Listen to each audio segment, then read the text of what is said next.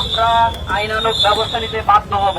ভাইরে, আগারগাঁও মেথরপট্টিতে গিয়ে সকল মেথরদের উচ্ছেদ করে দিয়েছেন সেনাবাহিনী ও পুলিশ। দুঃখিত, মাফ করবেন। আগারগাঁও কেকপট্টিতে গিয়ে সকল কেক বিক্রেতাকে উচ্ছেদ করে দিয়েছে যৌথ বাহিনী। আমি এর তীব্র নিন্দা ও প্রতিবাদ জানাই। কত সুন্দর ও বিনোদনের একটা জায়গা ছিল, অথচ প্রশাসন সেটা বন্ধ করে দিল। প্রশাসনের দাবি এই কেকপট্টির জন্য তীব্র যানজটের সৃষ্টি হয়, যানবাহন ঠিকমতো চলাচল করতে পারে না, তাই তারা এই মহৎ কাজটা করেছে। এখন আমার প্রশ্ন হলো, রাস্তায় যানবাহন চলাচল করবে কেন? যানবাহন চলাচল করবে আকাশ পথে, রাস্তায় কেক বিক্রি হবে। কারণ আগারগাঁওয়ের রাস্তাগুলো কেক বিক্রেতাদের বাপদাদা নিজস্ব সম্পত্তি। এখানে তারা কেক বিক্রি করবে নয়তো হাঁকবে, এতে প্রশাসন কেন নাক গলাবে? আমি এর তীব্র প্রতিবাদ জানাই। সাধারণ মানুষের বিনোদনের জায়গা ছিল এই কেকপট্টি। এইখানে আসলে নানা রকম বিলুপ্ত জীবজন্তু দেখা যেত।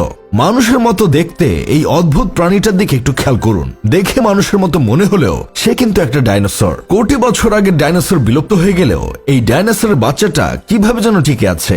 প্রতিদিন শত শত মানুষ নিজ চোখে এই ডাইনোসরের বাচ্চাটা দেখতে এই কেকপট্টিতে আসতো। সে কি সুন্দর করে গানের তালে তালে নাচতে নাচতে কেক বিক্রি করত। গানগুলো ছিল তার অসাধারণ। তোমায় দিব মিষ্টি কিছু, তোমায় যদি পাই, তোমায় আমি ভালোবাসি, তোমায় শুধু চাই। কিডনি কাঁপানো এই গান ও নাচ দেখে মানুষ মন খুলে গালাগালি করত, যার কারণে তারা ডিপ্রেশন থেকে বের হয়ে আসতে পারত। আর এটাই প্রশাসনের সহ্য হয়নি, তাই তারা তাকে উচ্ছেদ করে দিয়েছে। এখন অন্য পরিবেশে এই ডাইনোসরের বাচ্চাটা টিকে থাকতে পারে কিনা সন্দেহ।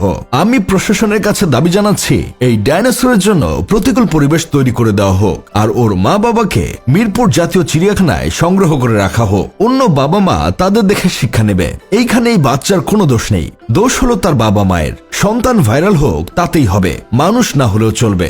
আগারগাঁও